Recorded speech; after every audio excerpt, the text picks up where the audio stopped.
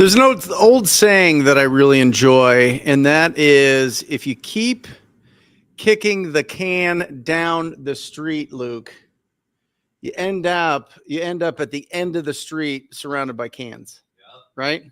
And so we're talking about something that is on the hearts and minds of most entrepreneurs, most real estate investors, most real estate wholesalers, realtors, the whole thing. And that is recession, tariffs, regulations, right?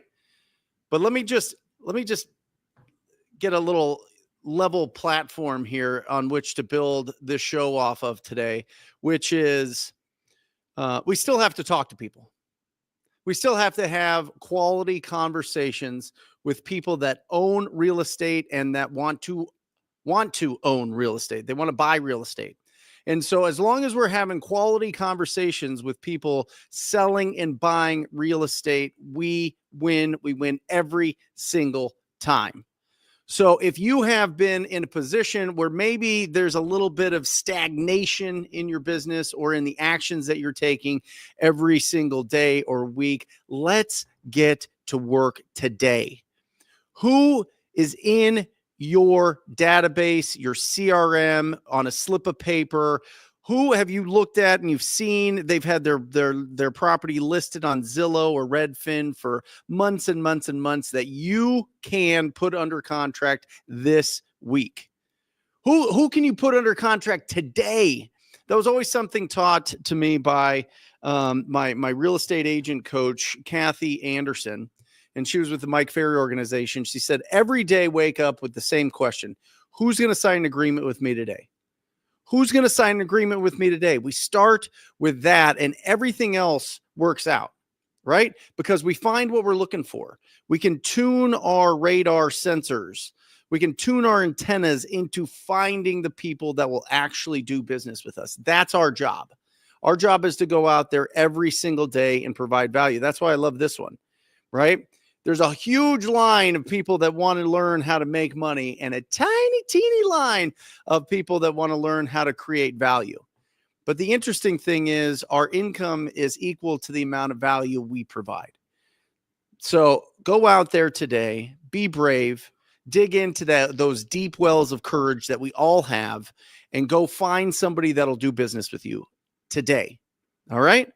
Awesome. Let's get into this because I think that this is going to be a really awesome show.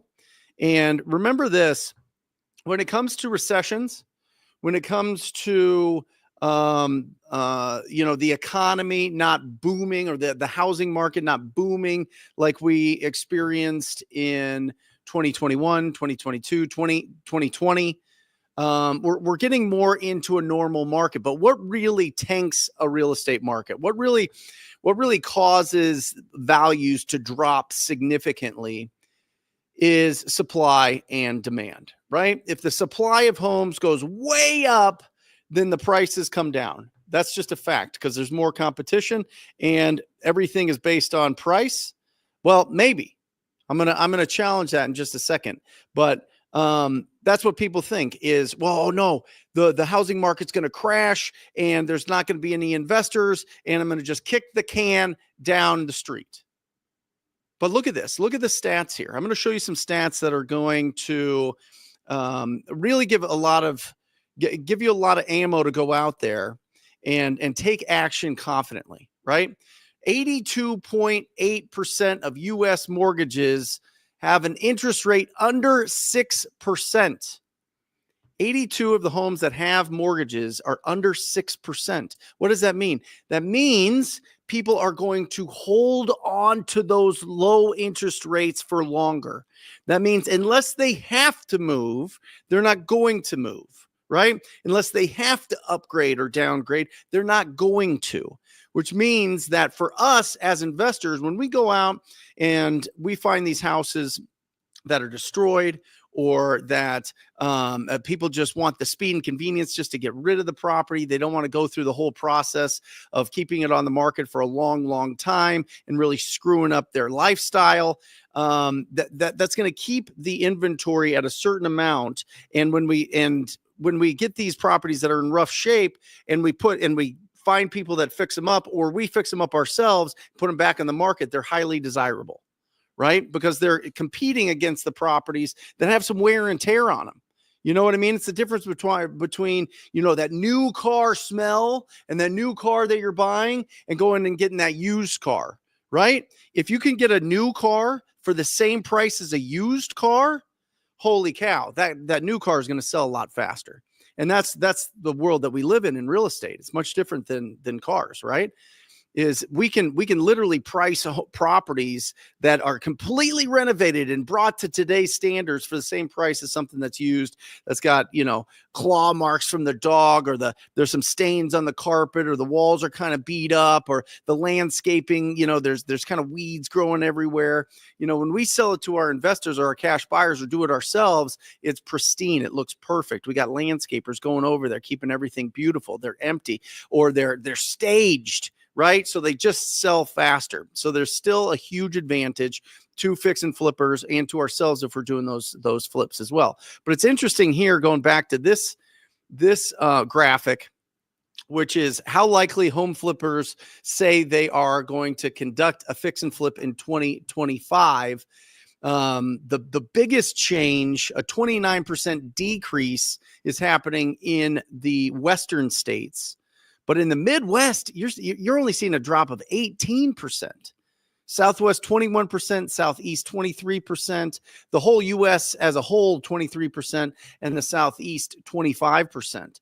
So there is going to be a contraction in the amount of people that are going to be doing fix and flips, but those are most of the people that are sitting, you know, they're doing onesie, twosie here. You know, this is a side project. This is the weekend warrior type of flipper.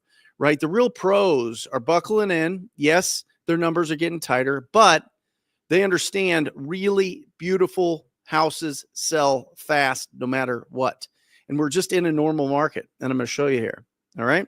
So remember this, there's not going to be this big explosion of inventory of people that are like, oh, well, I'm going to sell my house and then buy a new one because interest rates just dropped a ton. Right? They're stuck in those under 6%, 83%, essentially 83%, which is awesome. Okay. Next, look how many Americans are sitting on massive equity. Almost 40% of the homes owned in the United States are owned free and clear. Did you know that? Did you know that? Isn't that crazy? So where is this really, you know, stress to make your mortgage payment? 40% of people don't even have mortgage payments. Okay. And if you look at this, only 31% have less than 50% equity. That means if you look at this, you've got 70% of the market that has 50% or more of equity. So what does that mean? That means they can put their house on the market and sell it. Right? This means that they're not going to foreclosure. This means that they're not having to negotiate short sales. Really, only the people that bought in the last couple of years on a VA or FHA loan that only put 3% down or less are really the ones that are stressing out if they have to move. Okay? So what am I saying here? What I'm saying is you're not going to see this dramatic, even if there's a recession, even with tariffs, even with all this stuff, you're not going to see this massive increase of inventory. And look at this. Look at the stats of the last recessions and what happened to falling house prices. All right. Recession does not mean falling prices. It happened twice. It happened in 1991 and it happened in 2008. 2008. And we all have these like echoes of 2008. Even if you weren't in the business, I was in the business since 2004. I went through this. I lost everything in 2008. But, you know, some of you guys just might have felt the echoes of this being like growing up with your parents talking about it. Growing up, maybe your parents had to like let some houses go and you went through that process and you understand that because there was a 20% decrease in 2008. But this is an outlier. All the people, listen, headlines are designed to get clicks. Okay. There's going to be so many headlines that that 2008 is going to repeat, that everything's going to go crazy, that Trump is just destroying everything because it gets people to click on it. Okay. But if you actually look at the stats and you look at the other times that there was recessions, 1980, 1981, 2001, 2020, property prices increased. Values of homes increased. Okay? Like we're talking about 2 times that there were some big issues of real big property dips. And if you look at this one, which I really love this graph of U.S. house prices since 1950 to 2024, there has been 7 years with negative or with depreciation, I should say. Appreciation is the rest of the time. 74 years data there, and there's 7 years. 7 years where it went down. And in 1990, 1991, it went down less than 1%. So be careful. The headlines are used to grab your attention. Okay? Don't let that stop you from taking massive imperfect action, having good conversations with the investors that you're working with, or going out there and raising funds if you want to do these projects yourself. Remember, you want what's the old saying? It's something like you want to be greedy when people are being afraid, and you want to be afraid when people are being greedy, right? So, I mean, if people are, if Chicken Little's calling and the sky's falling and everything's going bad and all it's doom and gloom, this is the time to go out and take and grab some market share for sure. Okay. Boom. We're cooking. So a recession does not mean falling prices, Anton. All right. A recession means, though, falling mortgage rates. What? Wait a second here. Okay. So in these recessions, the government goes, okay, let's play around here. Let's go around with the central bank and let's get the interest rates down. Let's get these interest rates down so that people can get out there. They can spend some more money. We've sucked up the money. We've gotten inflation at a reasonable amount, and now let's start reducing the interest rates. Look at 1980. Went down 4.25%. 1981, 5%. 1991, 2.25%. 2001, about 1%, less than 1%. 2008, 1%, and 2020, 1%. You know what I'm saying? So you can expect that the interest rates are going to decrease. And we go and we say to ourselves, well, okay, interesting. There you go. Be fearful when others are greedy, and be greedy when others are fearful. Thank you, Rocky Mountain Rose. That's the line. It's absolutely the truth. This is the time. This is a beautiful time. Now, I'm going to show you some stats that are, it's going to be a boring market. It's going to be a very boring, it's going to be a 2017, 2018, 2016 market, which was boring. But I made an absolute fortune in those markets. Absolute fortune. Because, a lot of people were getting out of wholesaling, getting out of going and finding the deals. I was coming in and made an absolute fortune because everybody's like, there's not enough action. There's not enough action. Plenty of action for the people that stay in. All right. And not read the headlines that are basically just set up so that you can click on them and read their articles and get scared about stuff and then have weird conversations, as opposed to thinking about, hey, how do I talk to that property owner that has that empty property that keeps getting broken into right now? Right. So with a decrease in mortgage rates, what does that mean for payments, monthly payments? Anton, if it goes down. So if prices increase because of tariffs, let's get into the tariff conversation now. The short answer on tariff is it's going to cost more. Services are going to cost more. Air conditioners are going to cost more. Pool pumps are going to cost more. Plumbing equipment is going to cost more. Maybe lumber, who knows, is going to cost more. So what does that mean? Prices are going to go up. But if prices go up, but interest rates go down and the monthly payment stays relatively about the same, boring. It's just boring. We're in a boring market. It's going to be a boring market. It's going to be a super boring market, but it's not going to be this huge, oh my gosh, it's going to be 2008, everything's in a dump. I am using my magic ball, my crystal ball here that I keep on top of my desk, my beautiful crystal ball to look into the future and predict. Oh, boring. Oh, it's just boring. It's just a boring market. That's what it is. That's what all this, that's what all the signs are showing us. That's what all the numbers are showing us. Okay, but interest rates should come down. Even if prices increase, interest rates should balance that out. Okay. Now, what's the other thing that could increase inventory besides people moving is new home builds. New home builds. Look at what happened. Look at the spike here in this graph of what happened in 2006, 7, 8. You see this dramatic increase in new homes, which means that there's more competition out there, which means there's more inventory out there, and then boom, it crashes. And here we are plugging along, but we're right there. And by the way, the new home builders know this. The new home builders are the most sensitive to changes in the economy by far. But we're at the same level as 2006 and back in 2010. We're right there at 119,000 new homes.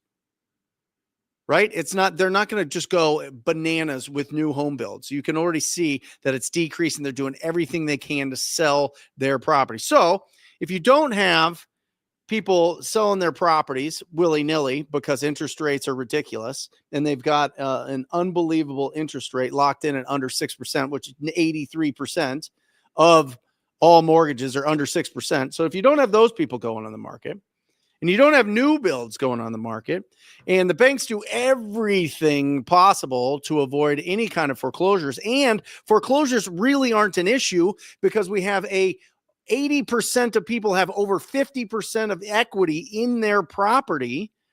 There's not going to be this flood, this avalanche, this tsunami that we always hear about of foreclosures hitting the market. The inventory is going to be boring, and I'll show you here. Boom, right there.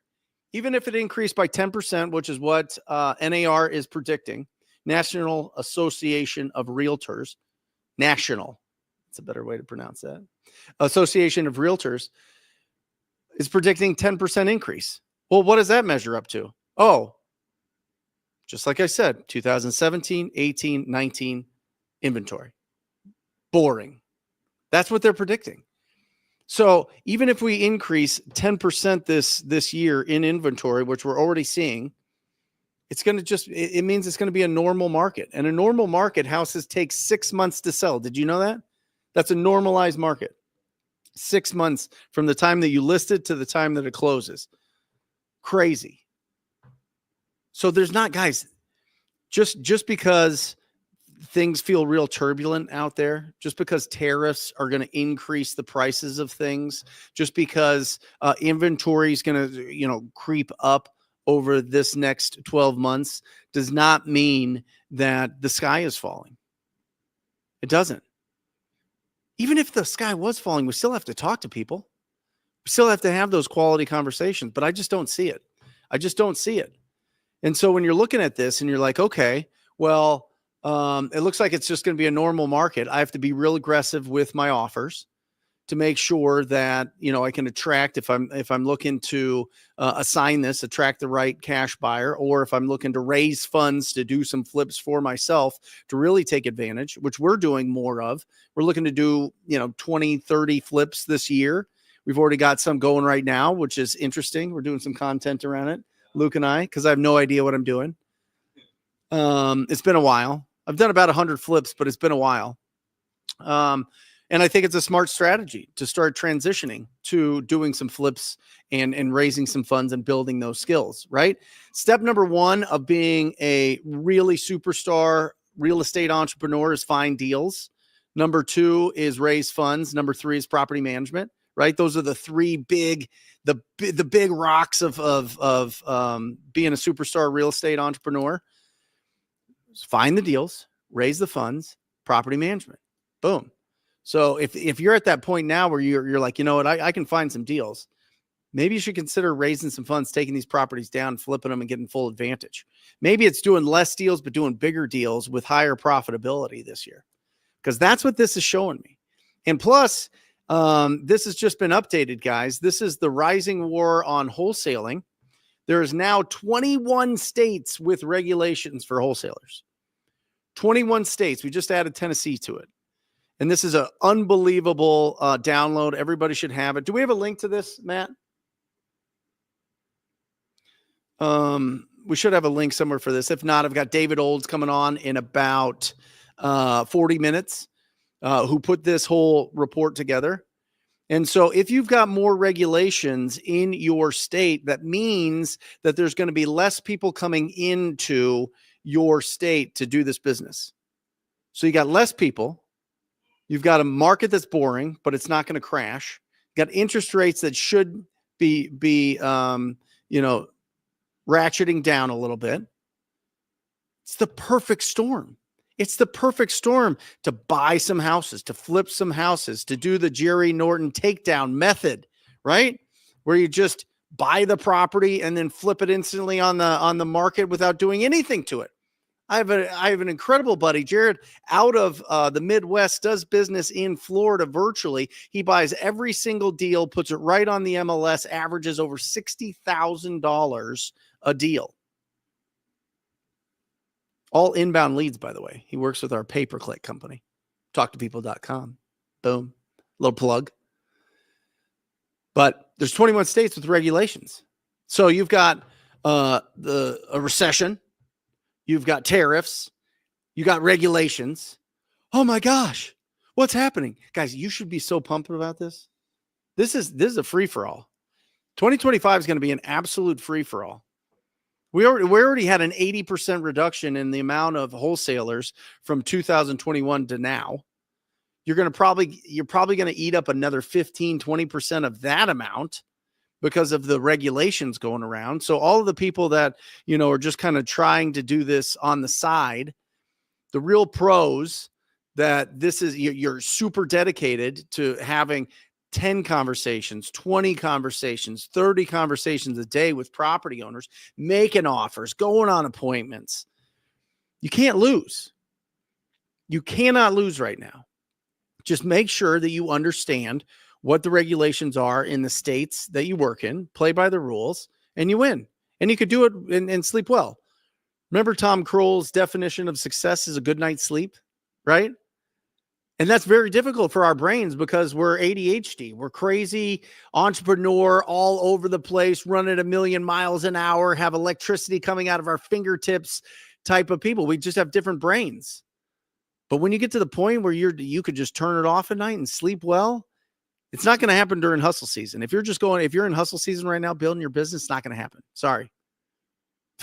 Get some Monster energy drinks, get some 5-hour energies, get these crazy. What are these coffees that you bring in every time, Anton? 7 leaves, 1,000 milligrams of caffeine per sip. Crack. Do what you need to do. But you'll get to the point where you've got that stability in your business where you can sleep well at night. And if you follow all the regulations that they're laying out, they're just going to throw regulations, and then it's going to take a couple years before they add to those regulations, right? So if you know the rules, just play by the rules. And all the rules are right here in the Rising War of Wholesaling. And I think he's got it at Easy REI Closings. Easy REI Closings. Let's weed out the knuckleheads. Yes. Let's go, bro. I'm pumped. Yeah, I agree, Seth. I agree, Dylan. This is the time, right? Be greedy when others are fearful, for sure. So what are you going to do today?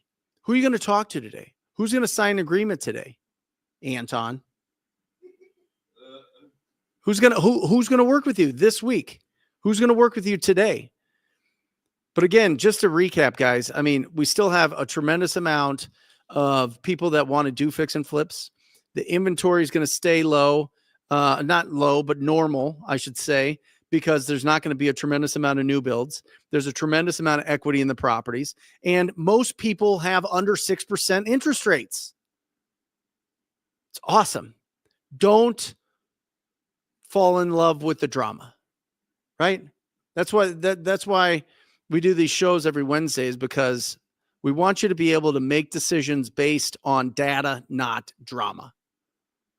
Because if you go out there, you can fall in to the slippery slope of reading all the headlines and doom and gloom. You see it everywhere. Oh, it's just like 2008. Get ready.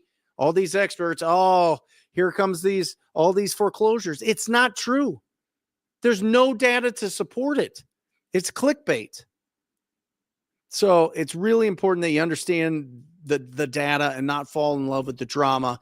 And anybody that is bringing a lot of drama to you, cut them out, especially if they're coming from a real estate standpoint. And there's a lot of that, because what happens is people lose out on a deal, or they do a flip that they lost money on, or they didn't buy it right, or whatever else. And then it's like, oh, it's the economy's fault.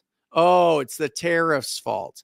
Oh, it's the interest rates' fault. Oh, it's inflation. We've been hearing this since 2020.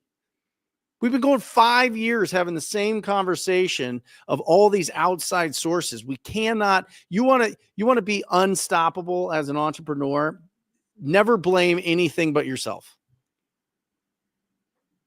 Just take massive accountability. Again, if you keep kicking the can down the street, you end up at the end of the street surrounded by cans. Powerful. Bars, as the kids say it. Guys, we got an incredible show. We haven't seen him in a month, 5 weeks. Got the incredible Tom Kroll here, the coach of the coaches. He's going to be on in 4 minutes, Tom. I see you wearing that beautiful plaid. Holy cow. Looking strong, looking powerful. Give me a second. We've got David Olds at the top of the hour. Easy REI closings. He's got all the stats, all the numbers, all not stats, but he's got all the information on all the regulations coming out. 21 states, guys. Tom Kroll and I talked about this years ago, that there was going to be regulations, that people are going to need to have a real estate license, or people are going to have to disclose, or people are going to have to close on deals. It felt too good to be true. It is the cheat code. Assignments are the cheat code. There's very little risk in real estate. It's a great way to get started. It's a gateway and/or just a really smart way to build a business around finding deals and being experts at finding great deals. But in some areas, because people go out there and don't live up to the agreement, or they go out to try to put people under contract and not close those deals, people get mad. When people get mad, they complain, and they complain to realtors, and realtors have the biggest lobbying group in the country, NAR. And all of the people that are coming out with regulations, they're all funded and supported and screamed from the top of the roof by realtors. And I understand it, being a longtime realtor. It's a phenomenal organization. They're very well organized, right? And so we just got to play by the rules when it comes to the regulations. But when it comes to the tariffs, it's going to be more expensive. Great. Make adjustments. There's still phenomenal deals. Absolutely phenomenal deals. We locked up 4 deals in the last 8 days that are just unbelievable.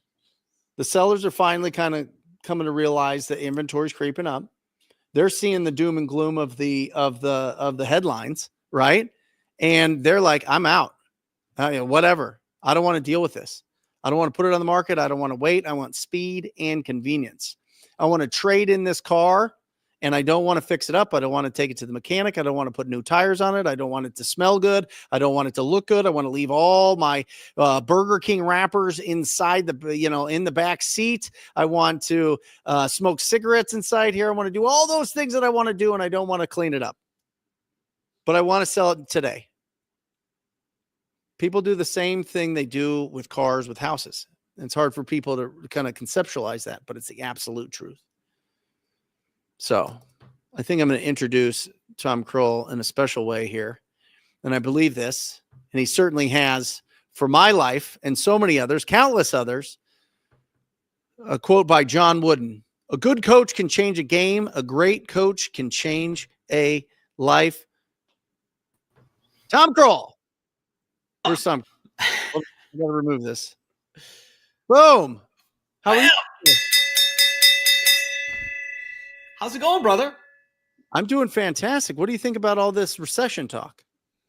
Well, I'll tell you what, you put the right team members together to protect everybody from it, and making sure that the focus is David Olds and easy RA closings. And I mean, you know, my personal life, and we took the news out about now, it's got to be what, 7 years ago.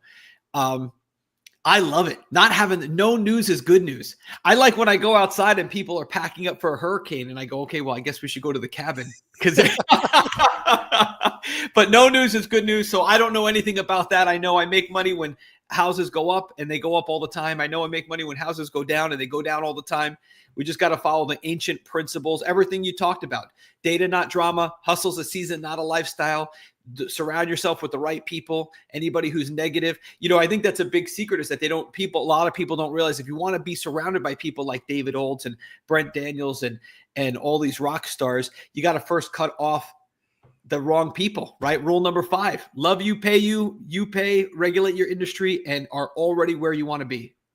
That's who you should hang out with. That's who you should take feedback from.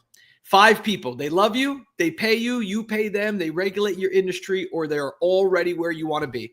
Rule number 5. If they're not in that group, you're not coming to my household.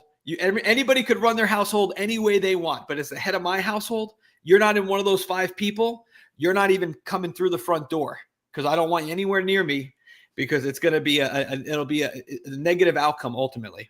Well, I'll tell you what, you know, it's interesting that you were talking about the news and headlines and you know, avoiding all of that. And I heard somewhere, I don't remember where it was, but it was like the news's job is to make the world's problems your problems. Right. You know, and it was absolutely true. And I got sucked into it. I'll be honest. The whole, you know, after the election, I was like, wow, things are moving fast. This is wild. This is like a entertainment show. This is, you know, I got to get in there. And then all of a sudden I'm like worried about things I shouldn't be worried about. And I'm having I'm like picking fights. Right. With Aaron, my wife. Yeah. And I'm like, what am I doing here? Like, this is ridiculous. And it truly is. The news job is to make all your problems, the world's problems, your problems. And I think it's important to get data from people that are putting it together locally. I think it's important for you to pull your own stats when it comes to the amount of inventory in your market. And that's the biggest factor you have to look at. And then keep an eye on interest rates. But beyond that, all of the people that are predicting the destruction of the real estate industry have been doing it since 2012, Tom. Since 2012. I've heard the same thing. Oh, we're gonna drop 30%. We're gonna drop 40%. People have incredibly successful YouTube channels based on their predictions of the market crashing. Well, that's what to learn. I mean, if you are watching this, the thing what is the takeaway, right? I always like that to get down to the root causality, right? And here's the root causality is that you've got to be good at getting eyeballs. You're an entrepreneur. You produce content. You don't scroll, right? If you scroll, you're going to lose, right? These people just all day scrolling. No, we do not consume content. We produce content. So I think that's, you know, the job, all marketing, all of these different clients who come to us and they say, oh, you know, I want to do better. And how do I do better? And what's, you know, there some sell door hinges and some sells coaching and some sell real estate, and all marketing is put into 3 buckets, right? If you're failing if you're talking to your marketing people, direct mail, bandit signs, cold calling, billboards, but whatever you're doing, real estate agents, wherever you're finding your deals, all marketing breaks down categorically into 3 buckets. It's get attention, hold attention, monetize attention. That's it. So when you're watching the news, you're the guy that they're monetizing. You're giving them your attention and they're keeping it, and then they're selling you stuff. And before you know it, you have a My Pillow and a whatever else they sell you. And if you can break down your marketing and you can see what it really looks like, it comes down to essentially it's essentially it's the chalkboard sign outside of the busy restaurant downtown, right? You got to put it in the middle of the sidewalk so people trip over it, right? And they can't not see it, get attention. It's got to say all the right things, right? People have got to sit and they got to read the whole thing. That's hold attention. And then it's got to monetize. It's got to get you to walk into the restaurant. And what's going on, Seth? There you go. But yeah, that's the key. That's the key. I mean, you just want to keep business is simple. Owners are complicated. For sure. You don't want to. Can you ring that bell for Pat, please? Absolutely. Come Pat, on, great Pat. job. Get it sold, brother, or take it down and flip it. Whatever you're going to do, get after it. That's awesome. What were the 5 again, Tom? Do you mind going through that a little bit slower, Yes. just so that somebody in the chat, will you guys, somebody take notes on these 5 that Tom's talking about here? Yes. What would the title be? Yeah. So there's 88 rules in business, and Yep. rule number 5 is you only take feedback from 5 people in your life. It is the people who love you, which is a much smaller group than most people think, because we're entrepreneurs. We think there are going to be 10,000 people at our funeral. There's not. There's going to be about 20. So it's the people who love you, the people who pay you, the people you pay, the people who regulate your industry, and the people who are already where you want to be. That's it. And, on point number 4, on the regulate your industry, man, when those regulators are shaking that tree, everyone's falling out. You hold on, you follow the letter of the law. You double down, read the report from David Olds, and you become the best. Everybody knows who Serena Williams is because she plays inside the lines. You've got to hold on, and you got to do it the right way. Don't be one of those people. This is where what you were just talking about, right? It's the same as cars. It's the same as everything. You can wholesale anything. If your confidence is low, you can wholesale diabetic strips. You got a little bit more confidence, you could wholesale cars. A little bit more, it's houses. A little bit more, it's multifamily. A little bit more, it's apartment buildings. And when you are really doing this the right way, you can wholesale businesses. So the bottom line is all of that, your future, all of the wealth and success that you want is playing within the boundaries. There is freedom in the boundaries. There is freedom in being frugal. There is freedom only when there are limitations. So when you're doing it the right way and you become the best in the world, right? When that happens, it's when you know how to have the regulation work for your good. And you could kill all your competition by giving them the small deals that are no one's doing the right way. Let them have them. You go fewer deals, bigger deals, follow the regulations. That's the key. How would you adjust to that? Like if you were wholesaling now, Tom, what would you, if Florida's like, hey, listen, there's no more assignments. Right. Yeah. Oh, brother. But this is the difference between an amateur and a professional, right? This is the difference. When you have good, first of all, right, let's just start with this.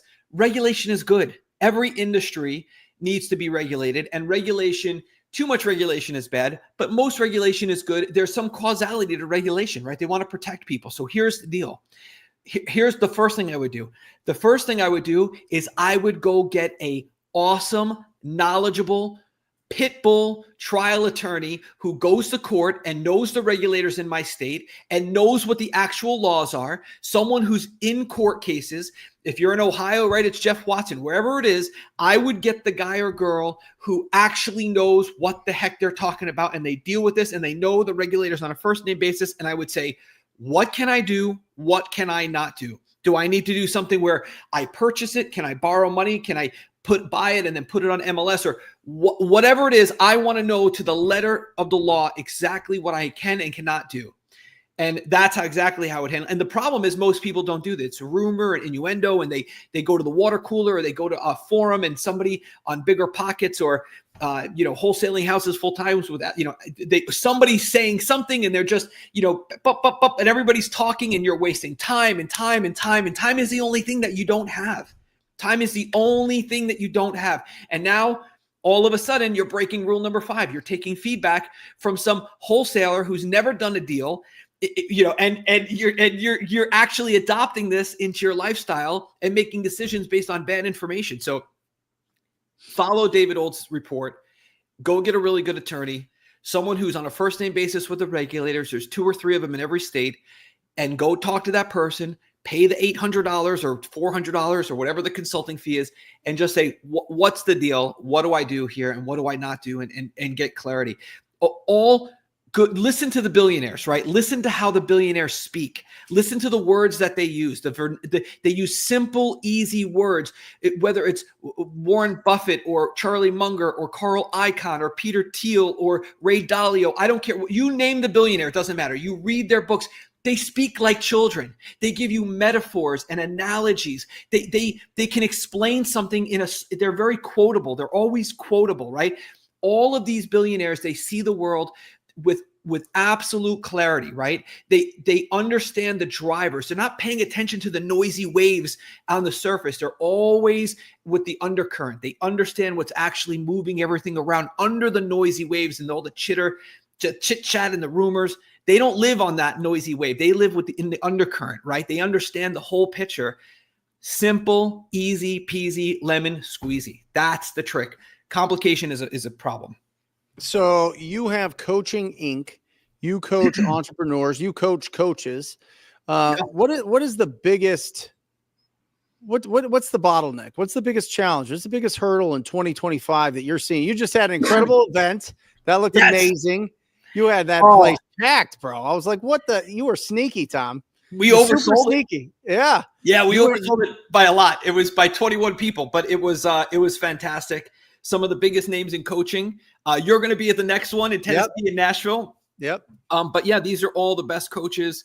Tons of people doing millions of dollars in revenue. $3 million a month, 170 million, 90 million. I mean, it was phenomenal. So yeah, we're having another one in Nashville in October. And what's the biggest bottleneck? What do you see? What's the common theme? What's the big challenge this year where you keep and maybe it's not even coming from the coaches, but the people that the coaches coach, you know what I mean? Is it cash flow? Is it a shiny object? Is it, inability to pivot? You know, what is it? I think are people dooming and glooming about, the economy and tariffs and all this stuff? I'll tell you this, that I've, you and I both now, I'm far over 5,000, coaching over 5,000 people. And here's the secret, if anybody wants to know it. And this is true, no matter who the coach is, no matter who the student is, no matter what they're coaching when it comes to real estate. The people who make the most money in this business, number one, they want it the best. You can never judge a book by their cover. I don't care what I've seen people who are like, this kid's going to knock it out of the park and he doesn't even go through one module. And then I have people who are a total mess and they get to 6 figures a month instantly, like in 90 days. Yep. Here's what I'm going to say. Number one, they want it more than anybody else. Every single person I know of great success and wealth had a season of outworking every single other person around them. They outworked everyone else around them. They went through their season of hustle, not their lifestyle of hustle, which is just ridiculous and silly and stupid. Then they had an attitude. They adopted an attitude of progress, not perfection. Tom, I didn't have a contract, so I used this piece of paper from the lady's printer. Can I use this to the title company? Those are the people who make the most money. They take massive imperfect action. We say this all the time, but only some people hear it. They won't take that action until the next module opens up. But guys, life is so short and you are so much more powerful and stronger and more beautiful and more handsome than you don't even understand. I've coached thousands of entrepreneurs. There is no such thing as a fear of failure. There is only the fear of success. I've never met an entrepreneur who has a fear of failure. They just know their own greatness and they understand if they leave the security and the misery of that pack of suffering, that there is some vulnerability outside of that school of fish. You might get bit by a tuna or chased by a shark, but it's worth it. And it's massive imperfect action. It's progress, not perfection. They read 8 pages a day. Why do we teach everyone read 8 pages a day? Rhinoceros Success, Dream First, Details Later, The Man's Search for Meaning, Business Secrets from the Bible. Every book. My favorite book. Here, brother.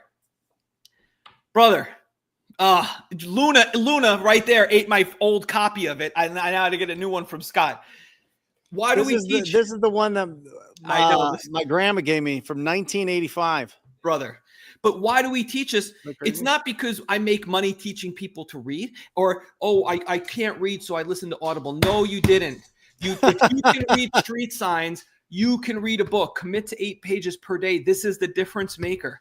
Don't, when you say, I want it that badly, if you don't have it, you don't want it bad enough. You are so much more powerful than you actually think.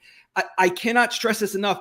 You cannot, when you really want something, if God forbid your kids were kidnapped and the ransom was you got to go put a house under contract for less money than it's worth right this second for somebody who wants speed and convenience over price, believe me, you just haven't had the right motivation to do it, because I've had people who skipped breakfast, lunch, dinner. I've had people who were washing cars who are millionaires. They were window washers. I had people who would go to Walmart and they would ask if they could steal the piece of paper in between the palletized boxes to cut them up, paste them together, and make bandit signs. When you want it that bad, nothing is going to stop you. You got to go out and you got to put it under contract. And Brent's going to say, what is this piece of garbage deal? Throw it out and do another. And then you got to get up and do it again. And he's going to say, this one's garbage too. And then you got to do it again. And you got to say, this one's garbage. And then on the 4th or 5th one, you're going to get the right deal. And those are the people 100% of the time. It's not fancy. It's not pretty. There's bullets flying over your head. There's dead bodies everywhere. You're in the trenches, and you got to just keep getting up and going to the next trench every single day. And then what you'll discover is that a business is something that just reduces your suffering by reducing the suffering of other people. Yeah. You have a business that serves you, and you can do whatever you want, and you could put a cap on your financial aspirations, because at a certain point, there you go. Bam. What are we? Oh, yeah. Oh, yeah. Beautiful. Oh, man. Right here. Guys, Robert Cialdini, the book Influence, right here. This is a good book. It talks about reciprocity. That's value. I love it. Man, so true. It's so easy, but it's so easy to be tricked. And the thing about distractions is that distractions make money. That's why they're devious and nefarious, because if you don't do the right thing, it's not like you'll lose. You'll still make you make just enough money that it'll keep you trapped. If distractions didn't make money, they wouldn't be distracting. They're so sexy. You got to be so careful with distractions. Tom, a question that I get often with people that are starting out and they're doing this, they've got their full-time job and but they're tired of it. They know that in their heart, they want to work for themselves. They want to have more agency in their life, so to speak. Right. And they want, they want to know, well, when do I make that decision? When do I go and fire my boss and go into this full time? And so do you have a rule of thumb there for when people should, responsibly make that transition? Yeah, you're not going to like it, but the answer is irresponsibly. Oh, that is, it's irresponsibly. Guys, let me just tell you something right now. I'm not in the seat that Brent Daniels is in. When I founded Wholesaling Inc., and my lawyer would tell me, don't say this, Tom, because it's going to get you in trouble. So since I'm not in that seat and Brent is in that seat, let me give you the real answer. You know when I did my first deal? I did my first deal when I got fired. That's when I did my first deal. You want something bad enough, you're not going into your 9 to 5 anymore. You're not going to save up 3 months of savings and this and that. That's the pretty legal answer. Let me give you the real world answer. Your life can be over in a blink of an eye. You don't have a ton of time. We all got this right here. This is what we got. We got an hourglass that we could turn over, and it's running out every day. And when you finally make that decision, when you have had enough and you understand that you're strong enough and you're good enough and you can do it, then you are just going to do it. And nothing is going to stop you from doing it. And the real answer is, most of the people I know who have done their first deal, and actually I hate to say first deal, because I know a lot of people who've done a first deal and then still stop doing deals. It's really 3 deals. That's when you start to break through. It's that 3rd deal where it just is like, bam, and you just are going for it. And the reality is, if we go all the way back, I lost my job. And then my mentor, my older brother, my stepbrother, Todd Toback, called me and he said, you're an idiot. You haven't done this yet. Stop giving me every excuse in the book and go do it. And I came home and Julie's crying in the bathroom because we can't pay the mortgage. Crazy. And I just did my first deal with Dorothy Cannon, whose husband just passed away. And she said, I'm going to move in with my boyfriend and I'm moving to South Carolina. I need to sell this house immediately. Right. So here's what I'm going to tell you. Nothing's going to stop you. And the pretty answer is save up a whole bunch of money and then do it when you're ready. Guys, there's a movie called Ender's Game. Yep. Where they have to go fight a war, and Harrison Ford plays the general, and they're sending this kid into battle, and the psychiatrist says, no, you can't send him in. He's not ready yet. And the general, Harrison Ford, says, we're never ready. We go when we're ready enough. And everyone listening to this right now, you are ready enough. You're more ready than you've ever been. This is the season to go out and do it. Do it for yourself. Do it for your family. Do it to buy a Lamborghini. Don't let anybody judge you on your motivations and your drivers. Who cares? If it's because you want to go get a Lamborghini and pull up to valet and leave it out front instead of having to get it valet to the parking lot, do it. No one could be the judge of what motivates you. But if you're going to do it, just do it. And I don't know how else to say it except to say that's what I have found is most real for me and is most real for the over 5,000 students that I've coached, is that they make a decision and then Tony Robbins teaches us you can make a decision in an instant. And that's where I stick. Do you think people need tough love? Well, tough. How do you mean tough love? Just not sugarcoating. Go do this or you will fail. I think that every single thing that you want is every single day, there's a great thing that one of my friends sent me, and he's a very, very, very wealthy individual. And it's a little outline of a guy, he has to crawl through he goes either downhill where decisions are easy, right? And then life is hard, or decisions are hard and then life is easy. I think that every single day, for whatever you want, you're going to have to pick what's most uncomfortable. If you're doing deals, you're going to have to decide to just instead of working on your logo or buying a conference table or finding a domain name or a cool website or building a thing or you're going to have to knock on doors. You're going to have to pick up the phone. You're going to have to have awkward conversations. I think that, I don't know about tough love, but I would say it's more like your brother gave you. I was just going to say, like what Todd gave to you, where he was like, he hangs up on you if you start giving excuses, or he's like, I don't want you to call me until you're on an appointment or something. You know what I mean? Like this is some of that, you know what I mean? You coach coaches. So, I mean, it's an interesting, you've got some really hard nosed, get it done, John Gruden type coaches. And then you've got some coaches that are more, Phil Jackson, where it's very philosophical and very flowing and all this other stuff. You know what I mean? Yeah. So obviously that's sports, but in business, do you just cut through it all, low emotion, more analytical, more driver, or do you think it's just whatever your natural coaching style is, go with that, and that'll keep you around longer and help more people? I think it's two things. I think the persona of the coach always attracts an avatar who has the same needs and wants as they do.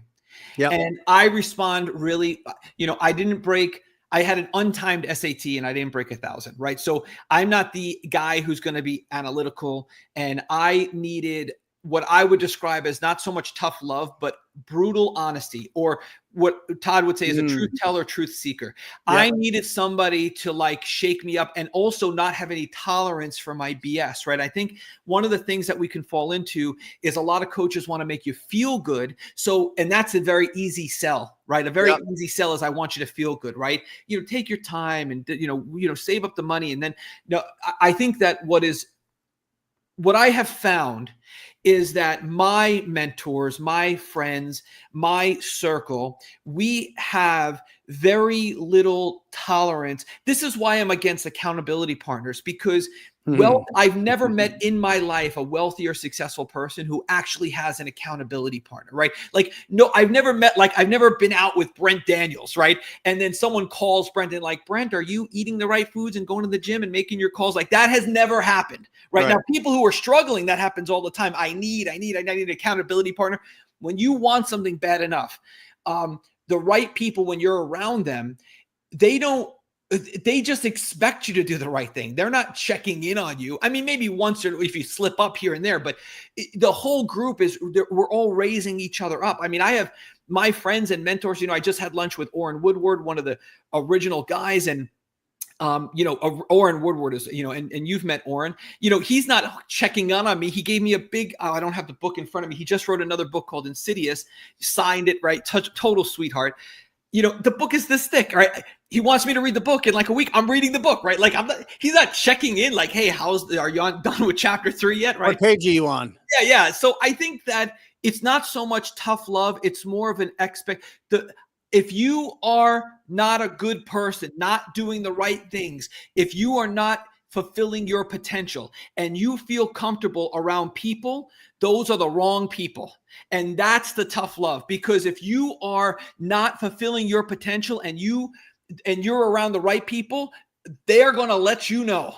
In one way or another, you're going to feel very uncomfortable in front of the people who are waking up, jumping out of bed. What does Scott Alexander teach us? Leap out of bed, right, at 6 a.m. and, hopefully even before that. So if you're not doing those things, you're just not going to be able to keep up. And if you're hanging out with the wrong people, the good people will smell that on you from a mile away and you won't even see them. You're going to call me and say, Tom, how do I get the right people in my life? The right people are avoiding you. Because if you're spending time with the wrong people and you think that doesn't affect you, that's like going swimming and trying not to get wet. It is all over you. It smells from a mile away and they know it. So that I think is maybe closer to, I think brutal honesty and high expectations and seeking discomfort is more of the brutal honesty or tough love. Love it. Last question, Tom. Yep. You talk a lot of, there's kind of 3 places that we make decisions from: our head, our heart, and our gut. Right. Why should we trust our gut over our heart and our head? Man, I'll tell you what, brother. I'll tell you what. If you want to have you want to have the edge, right? I talk to my clients all day, right? I talk to these clients and I love them all. They're all individuals and they all have different wants and needs and, all kinds of, characteristics. And some of them struggle with stuff, right? They're all humans, right? They all have different struggles and all kinds of aspirations. What I have found is that the people who have the most wealth, meaning more options and better options than other people, and the people who have the most success, meaning they're the closest to their ideal lifestyle that they want, right? Those people are all gut-based. One way you know that a person is gut-based is they become very, very prophetic or clairvoyant. If you tell them a scenario, they are very likely to tell you what's going to happen based on what you're telling them. When they're in their head, they're too analytical. And when they're in their heart, they're too emotional. But their belly is their intuition. It leads the way. And your belly does not lead it. Especially my wife, right? Julie knows this. I know, right? And this is why I always say with an executive assistant, right? You want 5 characteristics, right? It should be a female only because my top 200 clients, all their EAs are all female, right? They have to have a college degree. They have to have bookkeeping experience. They have to be local and they have to already have a job, meaning you want to come work for me, you better go get a job with someone else first. I'm not hiring you, right? So if you don't have a job, and guys, account managers, you want a little secret with AMs of, what's the right AM? Make sure that when you hire your AM, you're hiring them, you're stealing them from someone else. That make sure if they don't every time, I'm telling you right now. But I always have Julie do the last interview on any executive assistants, and it's because you got to trust your gut. So I would say your gut brain is, if you can, everything in life, right, is you want to have a business that reduces your suffering by reducing the suffering of other people. That all comes from your gut. This whole thing is all a breathing exercise, and you should be able to feel it. You're the entrepreneur. Your only job is to have a clear vision, communicate it clearly. You can be Maximus for a season, but ultimately Brent Daniels is Marcus Aurelius. He's Caesar. He's telling you what Rome looks like. And I've never seen a person with a better team of rock stars around him, right, than Marcus Aurelius or Brent Daniels, right? So you can be this whole idea of hustle, right, for a season, not a lifestyle. You could be Maximus, but if Brent was out there every day meeting with sellers or taking sales calls or whatever it is that the organization is doing, there's no way. So that, in my opinion, that clear vision, that conviction, that not being distracted and having horse blinders on, that comes from the belly. That comes from the belly. Instincts. Yeah. And the more you use them, the better you get at them. And you won't be making rookie mistakes very long once you start to practice this.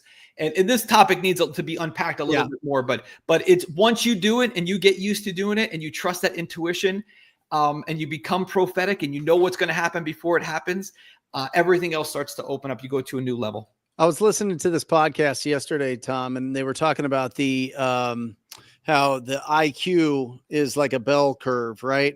Okay. And where most people are kind of in the middle of the bell curve, and you've got the people with the lower IQs, the people with the higher IQs, and they say the people in the middle have the hardest time making decisions. It's actually like the people with the lower IQs actually can get to success a lot faster, right? Because there's no, they're not overthinking it. They're just going, right. And then the ones with the high IQs, they're already, they figured it out quick. It's the ones that are in the middle that are overthinking too much and trying to like get that perfectionism or paralysis by analysis that we talk about all the time, that really get stuck in inaction because the other two just take action right away and win faster. Isn't that crazy?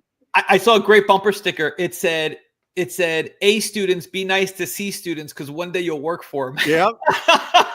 But it's true. It's just a form of preparation, is a form of procrastination, and it feels so good. You could sit in a Panera Bread and listen to podcast after podcast. It's almost as if you could see yourself wholesaling. Yeah. Like you could listen to so many podcasts that it's like, yeah, I went to work today. It's a needle mover. Yep. Yeah. No good. Tom, you're the best, guys. Interested in if you are coaching anything or at that point where you want to teach people what you know, coachinginc.com. Nobody's better than Tom Kroll. Tom, man, you're the best. Love you, brother. Have a great day. Love you. See you, man. Absolutely incredible. How about that energy? Huh? The dog's out. The dog. Oh, Tom Kroll, coachinginc.com. Check it out, guys. Now we're going to roll right in to the owner, and we're going to get a really good idea of what is going on in the country when it comes to different techniques getting used in the 21 states that now have regulations for assignments or wholesaling, and that nobody knows it better than my man, my friend, your friend, David Olds. David, how are you, brother? Brent Daniels, so happy to be here following the great, magnificent Tom Kroll and Luna, who always knows when the session is over. That's right. Easy REI closings, guys. They are transaction coordinators of the platinum level. This is the best of the best of the best. How many transactions last year, David? Last year, I know we were at 3,800 and some change, but that's over like 2.5 years. Okay. So yeah, so it's over 1,000 deals a year. Oh, yeah. All over the country. All over the country, all 50 states. We're the only people I know that have actually closed deals in all 50 states. And you were the one that put together the War on Wholesaling report that we featured right here. Let's get that up here. Absolutely incredible, really helping everybody understand how to navigate the regulations. Where can people get this? TheWarOnWholesaling.com. That was something. TheWarOnWholesaling.com. Yeah. Will somebody put that in the chat, please? You know, she's the brains of the operation. So yeah, we put that together back earlier this year. Awesome. And so when a state brings in regulation, what are you seeing? You know, boots on the ground. How are people reacting? Are people losing their minds? Are people adjusting? Are people like, are businesses going out of business in these states? Are they increasing? What is going on? Well, the initial reaction is everybody loses their mind. Everybody wants to post a video and, and say how it's the end of the world. But typically, hey man, how are you? What's up? Good to see you, brother. Dude, I saw a picture of you the other day getting jacked. You're trying to keep up with Brent. But those first, the first couple of days when these laws come out, everybody, they want to get online and they want to say how it's the end of the world. And typically they're pushing their own agenda, whatever their agenda is. But there's a variety. There's a wide spectrum on these laws. Many of them are honestly pretty worthless. They're poorly written. They're very poorly written. And then you've got some that are done well, like South Carolina. which whether you agree with it or not, or think it's legal or not, it's pretty well written that, it's difficult to wholesale legally in the state of South Carolina. And then you have the most current one, which we could definitely talk about, which is Tennessee, which we actually think is a great law. Yeah, tell me about it. Yeah, so Tennessee actually, they made wholesaling legal in Tennessee. They put the words equitable interest and wholesaling into the statutes. And really all that the legislature wanted to do was make sure you were being upfront with the sellers on what you were doing. So you need to make sure you tell your buyer that this is an assignment, which I feel like most of us do. You needed to tell your seller that you potentially could assign this deal. And then the law states that within 3 days of signing it, you have to let your seller know as well. And then that the language in your contract, it can't be, like super small fine print. It can't be like, number 2 font. It's got to be the same font, and it has to be in bold. So yeah, not a terrible thing. There was this huge uproar when this came out about a month ago, and we dug into it. We have an attorney in our office. We called some of our other attorneys that we deal with throughout the state, and nobody on the legal side was really worried about this. Are people forecasting that business will decrease because of these disclosures? No, once the How is that possible, David? Of course it will. Sellers will Tell me not that again. I want might us have been to make answering a the wrong profit. question. Say that again. Is it is there going to be less deals that happen? Are sellers going to be like, no way, I'm doing business with this person because of these disclosures? Man, I don't think so. You disagree? I don't think so. I think no matter what the regulation is, of course we have to comply with it. So if it says you have to be licensed, right? But at the end of the day, Brent, you know this, like these people have a problem that's keeping them up at night, right? A disclosure is not going to keep somebody from letting you solve their problem if they want you, if they're looking for that, right? If they're going to Google and they're typing in, who will buy my house fast, cash for my house, whatever it is. At the end of the day, people just need their problem solved, the thing that's keeping them up at night. I don't think an extra disclosure is going to kill your deal. I agree with you, man. I really don't think that it's going to impact those. I mean, for example, if you have it as a practice to do good business already, you're disclosing everything, your contracts are clear. There's, you have standardized approach to all these different markets. If you're multiple places, I think you're going to be fine. Like one of I guess that the most important things that we look at on my end is going to be disclosing, right? We are real estate wholesalers, and I have whole paragraph, and it's right there. We actually go over that information with the sellers, disclose that part. In the places where you need a license, where you need to do something like that, and we just make sure that we cover our bases, right? And anytime we see like this may be a little counterintuitive or whatnot, but anytime we see a new disclosure pop up or a new requirement pop up in any given state, dude, I just roll it into the contract and it's there for the future, right? If they roll it out in some other place, it's already in there. We're disclosing anyways. I mean, we're disclosing equitable interest on the sales side as well. So I mean, just be transparent about the conversations. I think that's what it comes down to, man. Listen, how many of us have gone to Dotloop or DocuSign and we get that thing and it says type in your name and you just start clicking sign. Yeah. Does anybody ever, also, I don't understand how those companies aren't in a class action lawsuit because nobody reads any of that stuff, right? That's not the point. The point is I'm signing this contract because I need this to get done, right? So we're in the trust economy. People do business with people they know, like, and trust. Do they know you? Yeah. Raphael, good guy. Do they trust you? Right? Do they like you? Right? Do they know you, like you, trust you, that you're going to solve this problem for them? And that's really the biggest thing. Brent, we talk about that. You talk about that more than anybody, is just building that relationship and having those conversations with people. Yeah, you got to do the discovery. You got to find out what is the real problem. What is the motivation? What are they trying? Well, really what it boils down to is what is their goal with this property? If their goal is speed and convenience, then they have to understand that they're going to work on our price, right? A price that obviously they're not going to accept if it doesn't make sense to them, right? Yeah. But that is the fact. When you buy properties cash, there's bigger risk. When you don't do inspections, there's bigger risk. When you don't go in and really tear the property apart and ask for all these things to be fixed before you go into it, there is more risk. More risk. You're looking to get more reward. Sure. Yeah, and people are willing to give a discount for the same reason someone takes a $10,000 Rolex in and sells it for $1,000. They just need their problem. They just need their problem solved. That's it. Yeah. You know. So are That's you why- seeing, Go ahead. David, are you seeing more people, more wholesalers transitioning to closing on deals? Not yet. We haven't seen that yet. We haven't seen a significant jump in the number of double closes. Probably more than 2 or 3 years ago. But yeah, nothing, not that big of a jump yet. I think it's coming.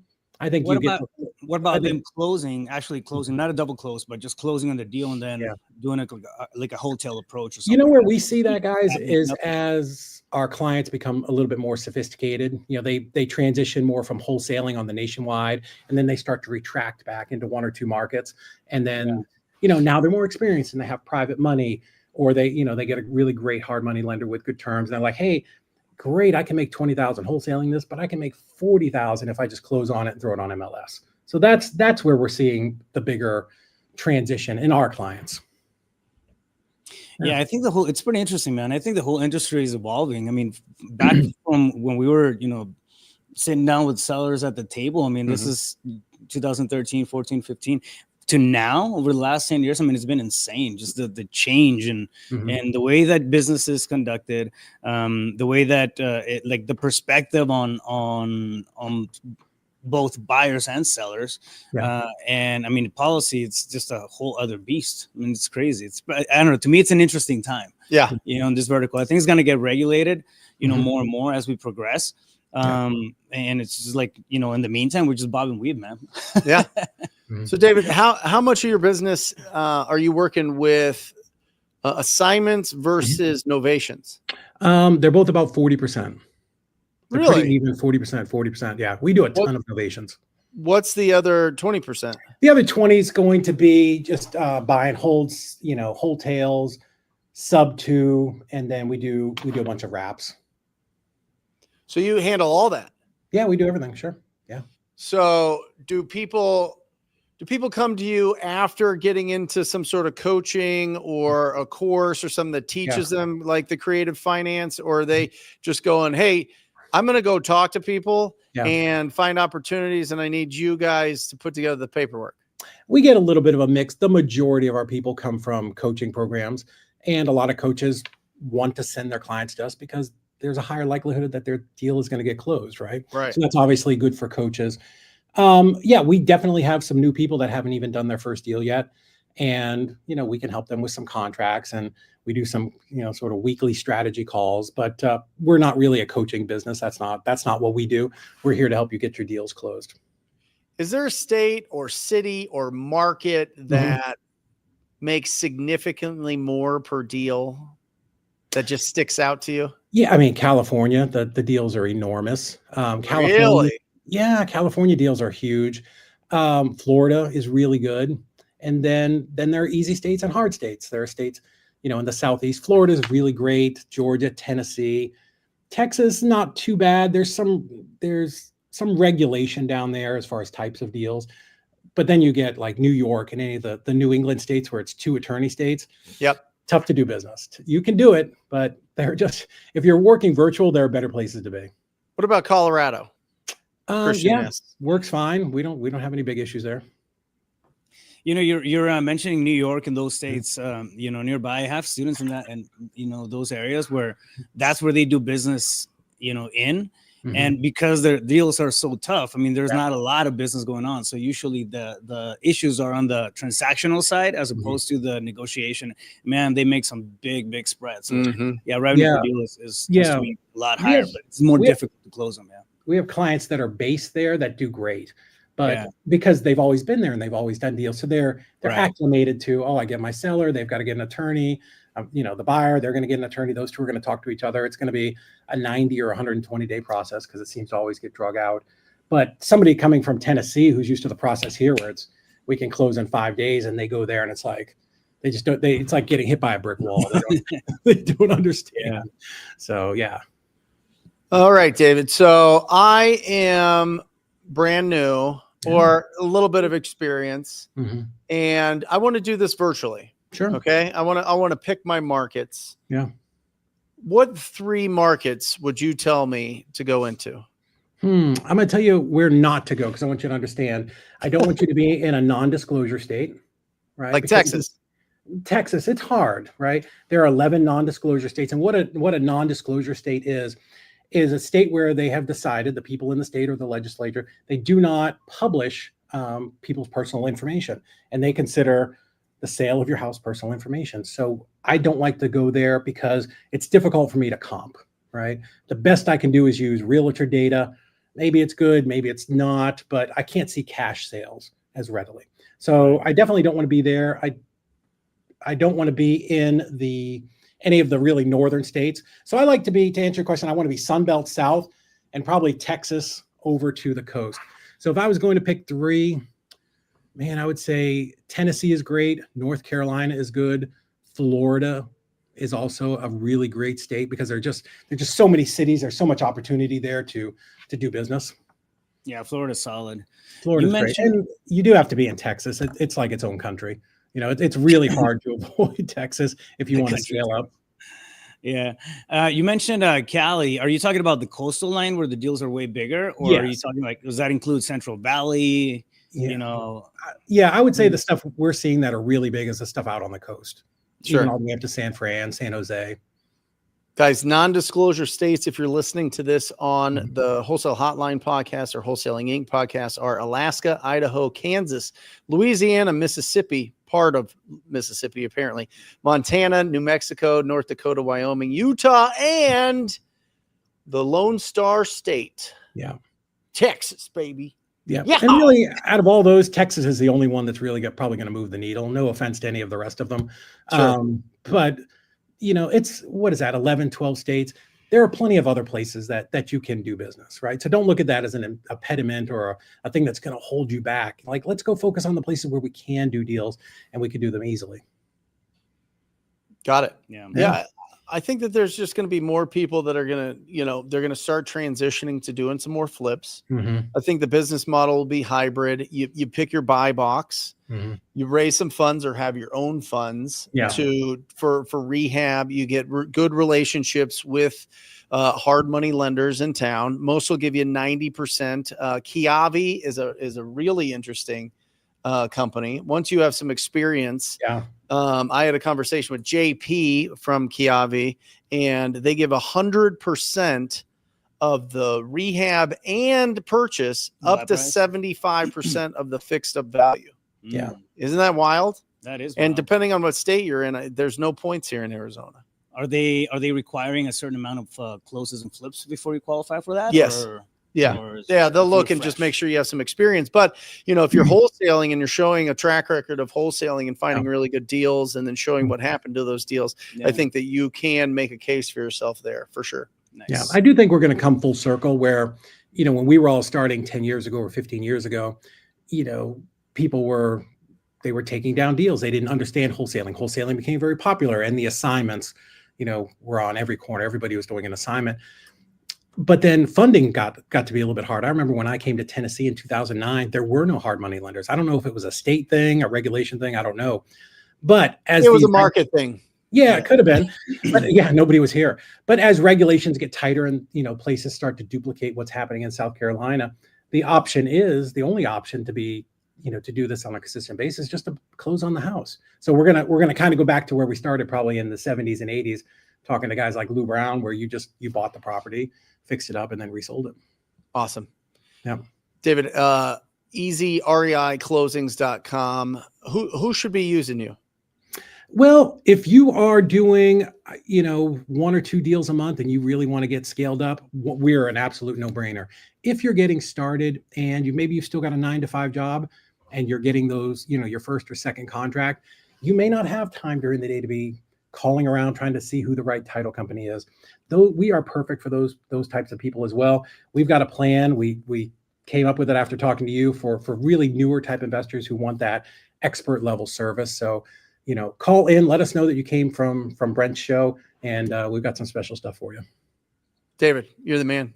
easyreiclosings.com. They do thousands a year and take a lot. I'll tell you what, I would say if you look at if there was like a chart like a pie chart that showed how much time in a transaction Oh, is mm. after the agreement is signed. Yeah. It would be like 80-90% of that pie chart. And It's if you so have much. somebody else doing that, guys, you can focus on the actual income producing. Now, their income servicing. That's what David wants to do. He wants to be income servicing. He wants to make sure that that deal gets to the finish line and make sure that all the ducks are in a row. Our job is to go out there, have quality conversations, make offers, and find great opportunities. Their job is to make sure that we get a wire or a big old fat through cashier's the finish check line. That's at it. the end of it. It's another thing that I like about his company and his track record specifically is like, I mean, he was running straight up dispo for a long time. So Yep. it's not like, oh, you're just you just became a transaction guy overnight. Yeah. Like, no, like you did the process, you worked the process, Yeah. SOPs and everything, and had that stuff dialed in, and then decided to go into the transaction side, which I Yeah. still don't understand what you did because it's messy and nobody wants to do it. But you guys are amazing at it, and so it's worth to mention, right? Like that part of it is there. So it's not just the paper coordination; it's the understanding of the deals and what it takes to get something through the finish line. So Yeah, I appreciate that. When we first started and thought about doing this, I was with some friends and a buddy of mine, Corey Geary, you guys know him. He said, "This is brain damage. Why would you do this?" Man, I feel like a lot of people need help with this. And, luckily for me, my partner, Heather, she was in the office. You guys know her. She's absolutely amazing at doing this stuff. And we have a great team, Hannah, and just everybody else. They, these are people that love solving problems and making sure that these deals get over the finish line. So yeah, ultimately that's our goal. Get your deal, hand that paperwork off to us, go get your next deal, right? This is the way that big businesses really spin the wheel of their, of their company faster and faster and faster, because they don't get bogged down in the paperwork. Yeah, God bless you guys, because you guys are absolute psychopaths. No way I'm doing that. No way. No. It's the happiest office ever, man. I was just out there and we're all loving life. I know. Awesome, guys. Check it out. Easy REI closings for your transaction coordination. David, thanks for jumping on here. And thank you for putting together the war on wholesaling. I think it's a huge service to our industry. I think people need to read it, understand it, and it'll help you to make decisions on where you want to do business and how you're going to do business. So definitely check that out on waronwholesaling.com. Is that right? Waronwholesaling.com. Waronwholesaling.com. Yeah, version 2 will be out in the morning. So nice. And we're going to just keep updating it over and over again as these things happen. So it'll keep getting longer and more detailed. Awesome. Thanks, David. Thanks so much. Hey, good to see you, brother. See you, bud. Awesome. Raph, we got some questions here. Let's get it. Here we go. Vanessa, my husband Jose has an appointment today with a seller who is in pre-foreclosure and has been in denial for months. Seller has an auction in a week and finally considered our offer. Awesome. How would you handle that? How would you handle that to make sure, one, that you are really, putting their best interest in mind? Yeah. So but also like seeing if their best interest is to sell it, how do you navigate that conversation? We say it a million times, right, throughout the show, but time kills all deals. Mm-hmm. So when you're getting closer to that auction date, things become tougher. But it's interesting. Like most of the stuff that we've done in the past, it happens usually, at the beginning, in the first couple of weeks or in the last 2 weeks before the auction. First, couple of weeks, after somebody gets the notification, or 2 weeks prior to the sale. It's kind of like when they have that, come to Jesus moment. No pun intended with Jose, but yeah. So in something like that, I mean, he would have a conversation with him, disclose everything like we're talking about, right? Like, there's a wholesale process going on. Did you think his name was Jesus? Is that the pun intended? Yeah, pretty much. Sorry, Jose. Sorry, Jose. And I'm the Mexican here, so yeah, doing that. See, I turned all red. But once you get it, so for example, you go through it, right? You get an agreement, you get everything in writing. The next thing that you want to try is to have a conversation, or have them have a conversation with the lender, see if they'll postpone it and give you another 30 days, right? So basically what happens is when you're under contract, the lenders will take a look at the possibilities, the history, and they'll say, okay, cool, we'll give you 30 days to close on this thing, so everybody gets paid, right? And it's in their best interest. They don't want to go after, try to litigate and do all kinds of stuff and get paid less. I mean, they just want to keep the loans in place because they make money on the interest, or get paid, fully, which is what this would allow them to do. So disclose, get everything under the agreement, and then go to the lender and find out if you can get a 30-day extension. Also, keep the seller in the loop, right? Like keep them in the loop. Listen, this is what's going to happen. We need to be transparent about that kind of stuff. We're going to try to work with the lender. You have to recruit the sellers pretty much, and then kind of quarterback the process from there to see if you can get that extension. And then once you get the extension, then you have the rest of the process to go through as far as finding a buyer. Yeah, Vanessa, the whole denial thing, they know what's going on. I think it's just that's the shield that people wear when they're embarrassed, and are, when we're in difficult times, sometimes the best thing to do is just ignore it and put it out of your head and be distracted by other things. And so the denial is, we need to like go to the point where we can have a conversation with them and really build enough of a relationship with them where they can put down their shield, have a real conversation about how this is affecting their life and whether or not they can work with, hopefully they can work with their bank and stay in their house forever. Do your thing. But if they're not in a position for whatever reason to be able to do that, the property is going to be sold. Either it's going to be a forced sale or they're going to have some control over it. And so our job is to see, do you want the forced sale or do you want to have some control? And if you want control, here is what we can do and what we can offer to help you with that. And so just remember that. All right. Awesome. Yeah. Good question. Milan asks, I have a lot of equity. I don't think a HELOC is a better choice. What would you do? Right. Having a lot of equity. I don't think a HELOC is a better choice. What would you do? I think that, listen, Milan, you got to be careful with HELOCs. Because people use HELOCs as like credit cards. You know what I mean? Literally. I remember getting a HELOC when I was like 25 years old. They literally gave me a credit card to use to draw on for that HELOC. You know what I mean? Yeah. And it's a weird consumer mindset. So if you're going to be using that HELOC to lend money or to buy an asset or to do something there, great. But if you're using it for liabilities, you're using it for something that, to pay bills or whatever else. If you have to, you got to do what you got to do. But for the most part, you only want to be pulling out equity if you can then make a return on it. Right. Yeah. And I see a lot of people, they'll buy properties, the assets go up in a tremendous amount of value. They'll then draw on that as debt. So it's tax-free, live off of that while they're reinvesting their money in their business. But turbulent times, that'll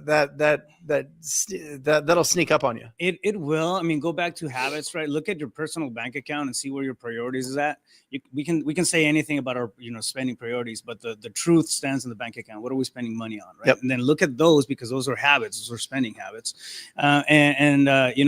not that I want to get into it too hard, but like, the whole adjusted arm loans back in the day, that's the idea behind it was good. Yep. Okay, cool. Some relief for a month or two, but then you start abusing that like anything else, you're going to dig yourself into a hole. So that's the danger with having, something so readily accessible. So RSS Production asks, how do you adjust your numbers on your offer price on a flip because of tariffs?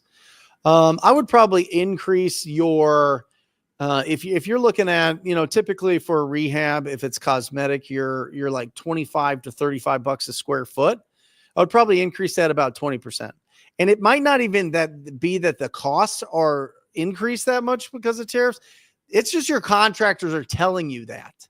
So one, let's have a relationship with somebody that's going to actually show you like the receipts of the increase in costs, if it actually is increasing the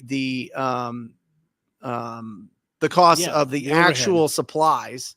And if it is, great, then adjust it. But I would be wary of the contractors that are just squeezing a little bit extra out just to put to their bottom line, which is happening for sure. So just watch that. Are you seeing that on your flips? I'm seeing people say that. Yeah. For but sure. Are you actually seeing it like on markup and overhead on flipping? I mean, I'm on the stuff that With we're our guy, doing, no. Yeah, With like, our I'm not seeing at it this on our point, end, but yeah. when I just put air conditioning units at my cabin, Mhm. and they had on there, and it's a small market, and these guys are, Yeah. I don't know these contractors. They're putting prices may increase due to tariffs. Interesting. Right? Yeah. Right. We got to ask Zach Keeps. So, I mean, he turns a yeah. ton. He'd have some stats on that. Yeah, there you go. I'm in Utah. Should I be going for even steeper deals due to the reduction in buyers wanting to do flips, or should I be leaning to find the elite buyers only? Ooh. I like to have a broad list of buyers. Yep. I mean, that's always, I mean, we know the buyers list is the whole grail of any wholesale business. If your buyers list is solid, you're going to have a good standing business because deals are going to move. But you got to be broad, otherwise you become an employee to the 3 buyers that you're going to have in the CBE, baby, cash buyer employee. I would also say, Dylan, the big elite buyers pay the least amount. Yeah. I'm just telling you now, the ones that do 100 plus flips, 50 plus flips. I was just at Investor Fuel, and there's some amazing guys in our local market here. They would, I mean, not even close. When I take it to our hard money lender guys, they're 20 to 30,000 less on their offers than we get, than we sell the properties for. Yeah, that's crazy. It's crazy. Yeah. But listen, you have to understand the different buyers have different exit strategies. Different buyers have different minimum profits that they need from these deals.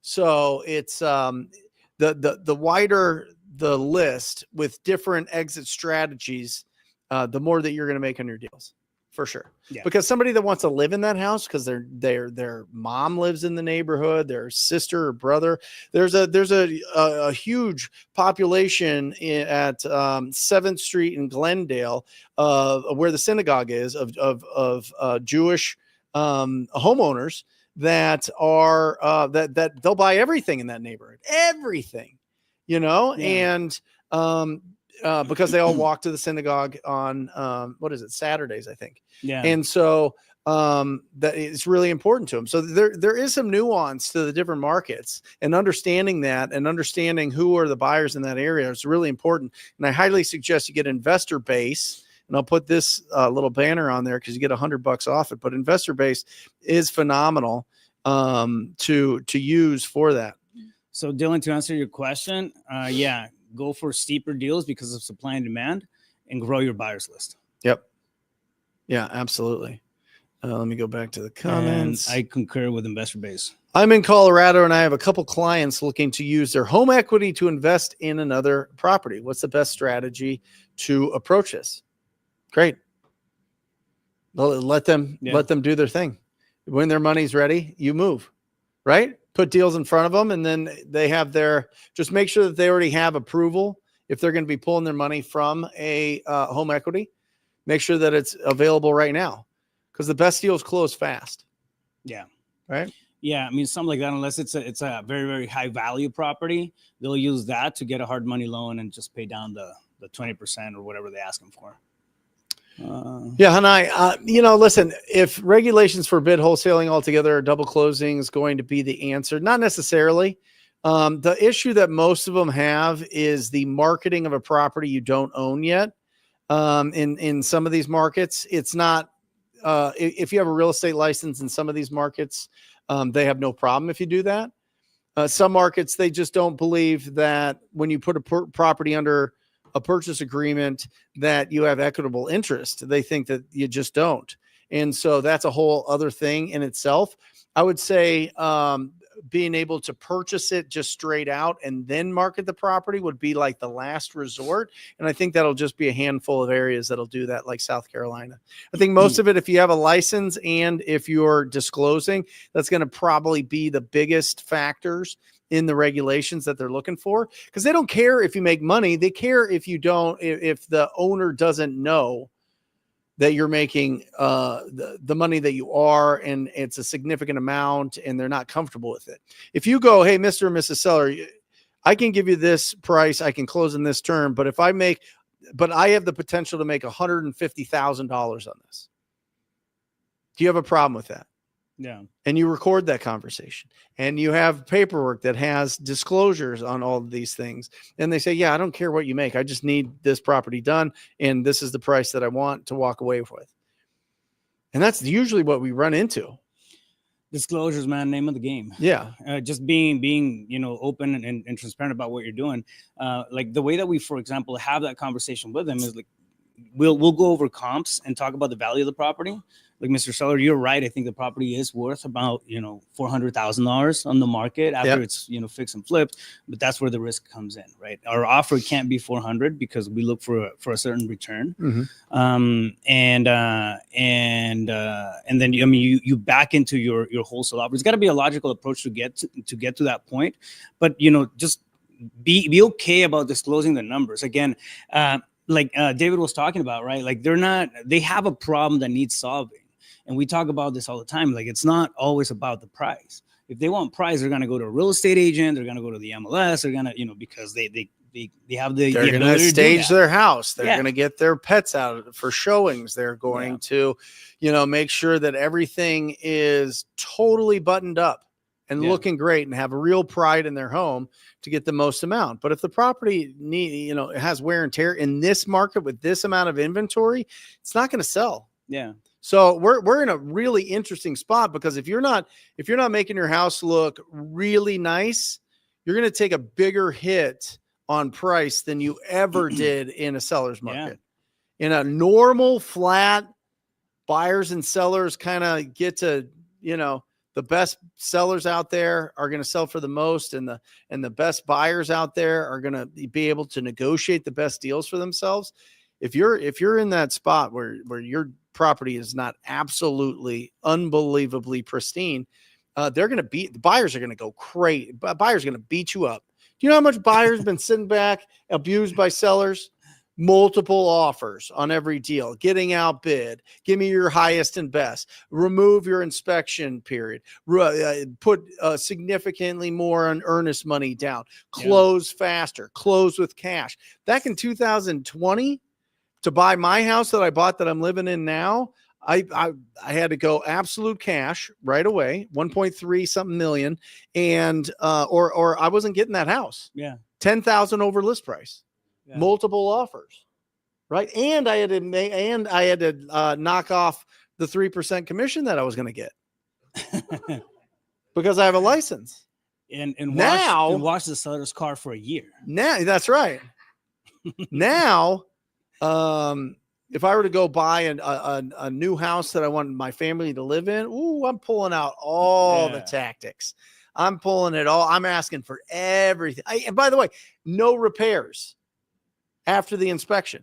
Yeah. No, I mean, the house was beautiful and a piece of art, but no repairs, right? Yeah. So I bought it as is, cash, $10,000 over list price, and gave up 3% commission on 1.385 million.